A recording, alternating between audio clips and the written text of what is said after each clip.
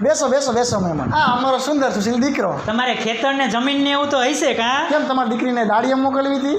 ના ના ના, અમારી છોકરી દાડી બાડી ખેતરે નહીં જાય હો. પણ કઈ વાંધો નહીં, 200 વીઘા ખેતરનું. હે દીકરા? ને અમે આવ્યા ત્યારે જોયું તમારે ઘણા ઢોરા હે હો. તો કેમ તમારી છોકરીને વાસીદું કરાવરાવવું હતું? ના ના ના ના, અમારી છોકરી વાસીદું નહીં કરે હો. તો કઈ વાંધો નહીં, ઢોરાને વેચી મારશું. હે દીકરા? ને તમારું ઘર હે જ મોટું લાગે હે. તો કેમ તમારી છોકરીને પોતું કરાવરાવવું હતું? ના ના, અમારી છોકરી કચરા પોતા કઈ જ નહીં કરે હો. કઈ વાંધો નહીં, તો તમારા છોકરીના ઢોરાના પૂરા ભરવાનો ઘર છે એની અંદર શિફ્ટ કરી દઈશું. હે દીકરા?